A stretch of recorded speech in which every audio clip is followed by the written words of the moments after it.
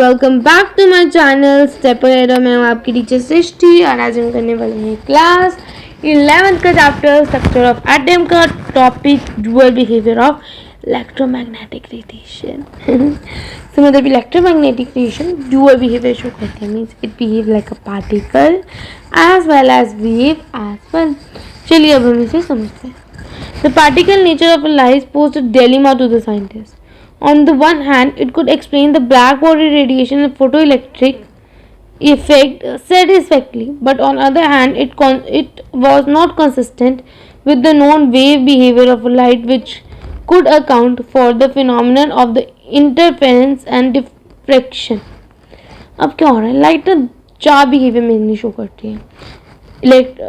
That is photoelectric effect, black body radiation, साथ में interference और डिफ्रैक्शन. अब दो बिहेवियर तो शो होते हैं पार्टिकल नेचर के थ्रू, दो बिहेवियर शो होते हैं वेव नेचर के थ्रू. तो साइंटिस्ट भी ना डेलिमा में थे. डेलिमा मीन्स कंफ्यूजन कि अब कौन सा नेचर है लाइट का. लाइट वेव नेचर शो करती है या पार्टिकल नेचर शो. तो देखिए उन्होंने कंक्लूजन क्या निकाला. The only way to resolve the dilemma was to accept the idea that light possesses both particle and wave properties, i.e. the light has dual behavior. Depending on the experiment, we find that light behaves either as a wave or as a stream of particles. Whenever the radiation interacts with the metal, it displays particle-like properties in contrast to the wave-like properties which exhibit when it propagates. So, particle-like properties were shown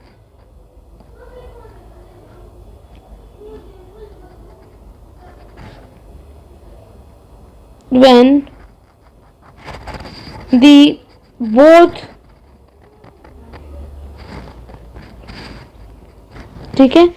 particles property were shown when the both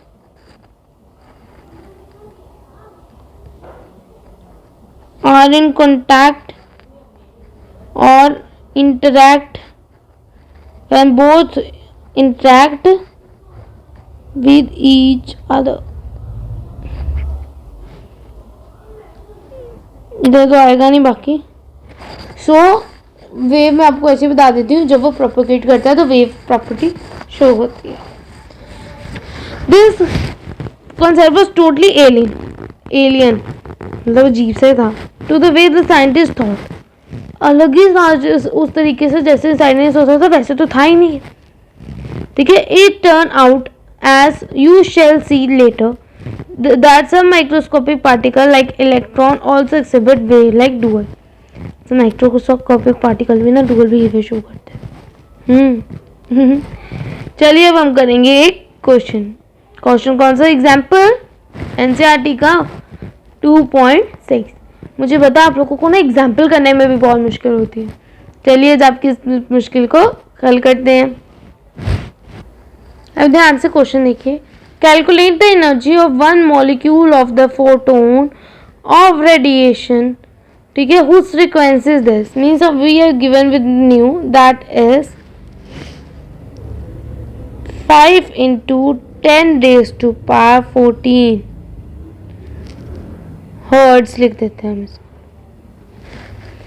ये लिखने के ना marks मिलते हैं, तो please units लिखना ना. ये मतलब यूनिट्स वो लिखना मत भूलना. ठीक है. हमने क्या पहले करना है, मोल ऑफ फोटोन्स. हमें फोटोन्स निकालने हैं, इसलिए पहले तो एनर्जी ऑफ फोटोन का फॉर्मूला याद है, किसी को अभी बताया था पुरानी वीडियो में. H is equal to v, E is equal to h v. H की वैल्यू क्या होती है, H की वैल्यू क्या होती है 6.626 इंटू 10 रेज टू पावर -34. ठीक है. मेरे ख्याल से तो यही होती है. ठीक है. Into nu is 5 into 10 raise to power -14. इसको सॉल्व करेंगे हम. ठीक है. मतलब ये आप कर लो, इन दोनों को मल्टीप्लाई कर लो और इन दोनों को प्लस कर लेना. 34 इसको और इसको मल्टीप्लाई करके ठीक है, मल्टीप्लाई करके क्या आता है देखो, इट कम्स 3.313 इंटू 34 प्लस 14 कितने हो गए जल्दी बताओ। I am sorry, I have mistaken one thing, ये 14 पॉजिटिव है और मैंने गलती से माइनस ले, लेट मी रब इट, और ये रब करना मुश्किल है इस वे में, लेट मी ट्राई। चलो 14 है, इसको हम ऐसे सॉल्व कर सकते हैं 6.626 इंटू 10⁻34 इंटू 5 डिवाइडेड बाई 10⁻14। इसको काट किया 24 आ जाता है हमारे पास। ठीक है, 24 ही आता है ना पक्का, यस 24 ही आता है। अब बाकी इसको सॉल्व कर लोगे प्रॉपर तो हमारा इसका आंसर आ जाएगा 3.313 इंटू 10⁻⁻19। ठीक है, ये भी पॉइंट्स में आएगा, इन दोनों को मल्टीप्लाई करके उसको रिड्यूस करके इस वे में आप लिख लो। मैं कह ली 0.0000 समथिंग ऐसे कुछ आएगा टर्म में। ठीक है, अगला अब हमें क्या गिवन है, हमें नंबर ऑफ फोटोन्स निकालने हैं। One mole is equal to Avogadro number is equal to 3.13 into 10⁻⁻19 into Avogadro number that is 6.022 into 10⁻23। इसको सॉल्व करके हमारा आंसर आ जाएगा। आप इसका आंसर मुझे जल्दी से कमेंट करके बताइएगा कि आपका आंसर निकला कि नहीं निकलेगा तो अगली क्लास में हम इसको डिस्कस कर लेंगे। ओके, चलिए अब अगले क्वेश्चन पे पहुंचते हैं। अब देखो, 100 volt bulb emits the monochromatic light और वेव इतना। ठीक है, वेवलेंथ हमें गिवन है, बल्ब का हमें वॉट गिवन है एंड ठीक है, let me change the color of pen that is suitable for you. So I think it's white in color now. Shit. No, it's not. Let me improve its size even. Now maybe it's visible. No, it's not. Let me see into the matter. Wait. Yeah, it is visible. I'm going to use this kind of pen. Okay.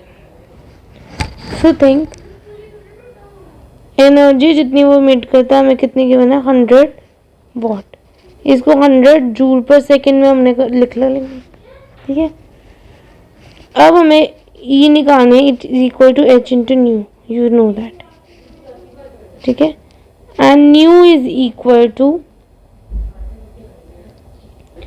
C by lambda. ठीक है, अब हम इसको इसमें put कर सकते हैं तो कितना आ गया, E is equal to c by h c by lambda. So E is equal to 6.626 into 10⁻⁻34 into 3 into 10⁸ over lambda, that is here 400। New हमें कितना गिवन है बेसिकली, सॉरी वेवलेंथ, लैम्डा हमें कितनी गिवन है 400 nm। We will convert it into 400 10⁻⁹ metre, बस metres, तो ये आ गया 10⁻⁹। ठीक है, आप इसकी कटिंग वगैरह खुद कर लेना, तरीका मैं आपको समझा देती हूँ जैसे इसको सॉल्व करना है। आंसर आप कैलकुलेटर यूज़ करके खुद निकाल लेना, मेथड यही है। आपका आंसर इसका आ जाएगा 4.969 इंटू 10⁻⁻16। ये कट जाएंगे समथिंग, ये और ये कट जाएंगे एंड आपका आंसर ये आ जाएगा। ठीक है, अब इसका सेकंड, अब हमें मेन चीज जो निकाली है नंबर ऑफ फोटोन्स। ठीक है, सो नंबर ऑफ फोटोन्स किसके इक्वल होगा, is equal to the energy given divided by energy of one photon is equal to means 100 divided by 4.96 into 10 4.969 into 10 raised to power minus 16, जिसका answer आपका आ जाएगा 2.012 into 10 raised to power 20 second पर second. Okay.